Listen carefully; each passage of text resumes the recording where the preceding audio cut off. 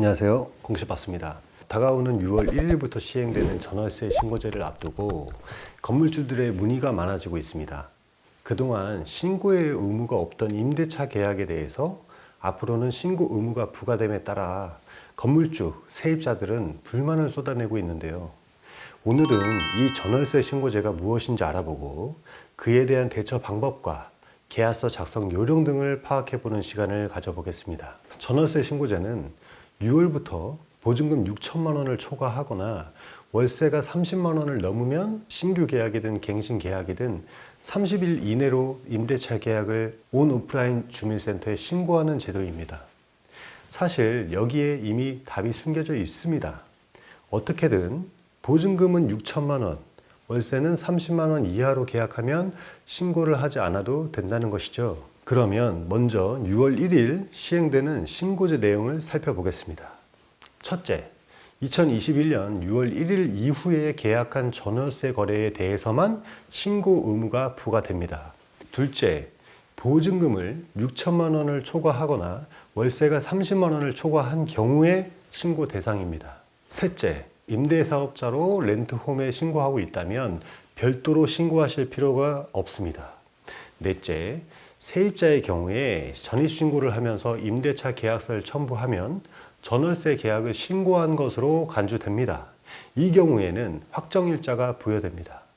다섯째, 건물의 종류와 상관없이 주택임대차보호법이 적용되는 주거 목적의 임대차 계약을 한 것이라면 신고 대상입니다. 주거용 건물에 해당되는지는 계약 체결 당시 건물의 실제 용도, 임대차 목적 등을 고려해서 판단합니다. 따라서 아파트, 연립 다세대 등 주택뿐 아니라 고시원, 기숙사, 공장, 상가내 주택이나 판잣집 등도 신고 의무를 지게 됩니다. 여섯째, 계약 금액 변동이 없는 갱신 계약은 신고 대상이 아닙니다. 일곱째, 계약 후 계약 내용을 거짓으로 신고하면 100만 원, 30일 이내에 미신고한 경우에는 계약금 규모와 신고를 지연한 기간을 고려해서 최소 4만 원에서 최고 100만 원 사이의 과태료를 차등 부과합니다. 다만 시행일로부터 1년간 과태료를 부과하지 않습니다. 그러니까 2020년 5월 31일까지는 신고하지 않아도 된다는 거죠. 여덟 번째, 신고 방법은 관할 주민센터나 온라인 등으로 가능합니다. 아홉 번째, 경기도를 제외한 도 관할의 군 단위 행정구역은 전월세 신고제 의무가 없습니다. 신고제 내용을 한번 살펴봤는데 그럼 이제 몇 가지 궁금증이 생기죠. 먼저 세금에 대해서는 어떨까요? 전월세 신고제를 임대소득 등 과세 정보로 활용할 것이냐의 여부에 대해 과세 당국에서는 활용할 계획이 없다고 합니다. 하지만 건물주들의 임대소득 정보가 지속적으로 축적돼서 언젠가는 건물주들의 임대소득세 과세로 세금 부담이 생기기 시작한다면 건물주는 임대소득세와 건강보험료 등의 추가 부담이 생기게 되겠죠. 바로 이러한 것들이 불안한 건물주들은 미리미리 세입자들에게 월세나 전세금을 더 받으려고 할 겁니다. 이것은 정부가 임대인에게서 임대소득세를 추가적으로 가져가고 그 추가 납부하는 세금은 임대인이 세입자에게 받기 위해 전월세 금액을 올리게 되는 것이고 결국은 임차인이 올라간 세금을 부담하는 결과가 될 것이라고 생각합니다. 혹자는 이렇게 말할 수도 있습니다. 우리나라 주택 공급량과 임대차 시장을 보았을 때 빈방이 남아 돌기 때문에 월세가 올라가는 일은 없을 것이다. 얼핏 들으면 일리 있는 것처럼 보이겠죠. 그러나 다른 측면도 생각을 해보죠. 정부의 세금 정책으로 주택 임대 시장에 참여하고 있는 건물주들 중 버티지 못하는 사람들은 임대차 시장에서 빠져나가거나 퇴출되겠죠. 이와 더불어 이런저런 이유들로 진입장벽은 더욱 높아지게 되고 그에 따른 신규 주택 공급 물량이 부족해지면 수요를 감당하지 못하게 되는 일이 초래될 것입니다. 그렇게 되면 오히려 전월세 가격이 폭등될 수도 있다는 생각을 해봅니다. 결국은 끝까지 존버하는 사람이 이기는 시장이 될 수도 있겠다는 생각이 들기도 합니다. 계약 실물을 단계로 살펴보겠습니다. 저희 공실박스가 서비스하고 있는 도시들의 임대차 시장은 도시별로 특색이 있습니다. 수원의 경우에는 보통 관리비가 원룸의 경우 적게는 3만 원에서 7만 원, 투룸은 10만 원에서 3룸은 15만 원까지 다양합니다. 이 관리비에는 인터넷, 유선 반송료, 수도세, 엘리베이터, 공용 전기, 청소비 등 이런 것들이 포함되어 있는 거죠. 다른 지역도 살펴볼까요? 이 포항 지역은 좀 특이합니다. 건물주들이 받는 월세에서 앞에 언급한 관리비들을 건물주가 전부 부담하는 형태이죠. 95% 이상이 그렇습니다. 포항에 원룸방을 구해서 살다가 수원으로 이사가면 생각지도 않는 관리비를 부담하게 되는 경우가 임차인 입장에서는 생기게 되는 거겠죠. 이 반대로 수원에서 살다가 포항에 이사 오면 관리비가 전혀 없으니까 엄청나게 저렴하다고 느끼게 되는 것입니다. 자, 그렇다면 이런 관리비 형태도 변화가 될까요?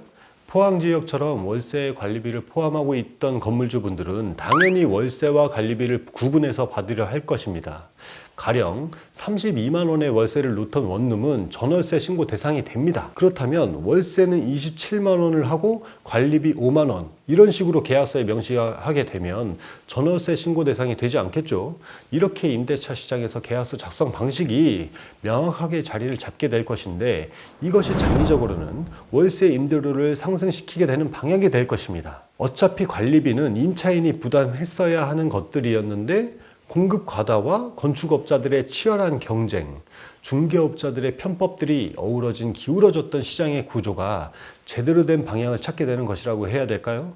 자, 건물주와 세입자의 입장이 완전히 반대가 되니까 누가 득이 되고 실이 되는지는 따져보지 않아도 될 것 같습니다. 정리하자면 전월세 신고 대상의 경계를 살짝 넘는 보증금 6천만 원과 월세 30만 원의 경우 관리비 형태로 계약 관계가 명확해질 것인데 이것이 그 아래에 있는 금액에서도 같은 방향으로 가게 될 것이라는 점, 이것은 점차적으로 계약서의 월세와 관리비를 명확하게 선을 긋게 되고 전반적으로 임대료를 상승시키는 트리거가 되지 않을까 생각해 봅니다.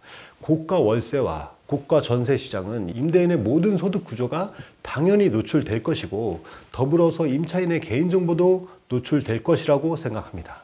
자, 임대인만 세금 맞는다고 생각하시지만 수많은 고소득 임차인들도 예외는 아니라고 봅니다. 고가 전월세를 살 수 있다는 것은 그만한 현금의 흐름이 있다는 것이고 편법이든 합법이든 음성적으로 세금을 내지 않고 사업을 영위하는 사람들 뿐만 아니라 부동산을 통한 편법 증여도 세무당국에 쉽게 노출이 될 것 같다는 생각이 들기도 합니다. 이제 부모가 자녀에게 전세금을 대신 내주는 것이 과세 당국에 노출될 수 있다는 것에 대해 고민을 해야 하는 시대가 오는 것 같은데요. 돈은 벌기도 힘들고 물려주기도 힘들고 어찌해야 하는지 고민이 많아질 것 같습니다. 제가 너무 비관적인 부분만 말씀드렸나요? 장점인 부분도 있을 것 같습니다. 전입신고도 하지 않고 자신의 카드조차 쓰지 않는 범죄자나 신분 노출을 꺼려하는 사람들도 전월세 신고제를 통해 모든 위치 추적이 가능해지지 않을까라고도 생각해 봅니다.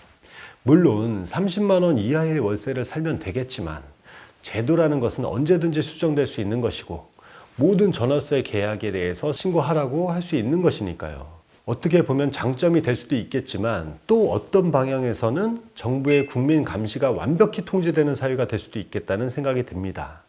자, 오늘 여러 가지 말씀을 드렸는데요. 내용을 다시 정리해 보겠습니다. 당장 전월세 신고는 안 해도 큰 탈은 없다. 2020년 5월 31일까지의 계약건에 대해서 과태료는 없다. 그러나 어차피 앞으로는 이 의무를 이행해야 하기 때문에 실무상 계약서에 월세와 관리비를 명확하게 구분해야 된다. 부의 대물림과 사업 소득에 대해 부동산으로 이전하는 편법 형식은 이제 어려워질 것이다. 모든 개인의 계약 정보는 앞으로 국가가 완벽히 소유하게 될 것이고 이는 장점과 단점을 분명히 갖게 될 것이다. 자, 오늘 영상은 여기까지입니다. 자, 이 영상을 보시고 판단은 여러분들이 하시겠죠? 자, 오늘 내용이 마음에 드셨다면 좋아요 부탁드리겠습니다. 감사합니다. 공시박사였습니다.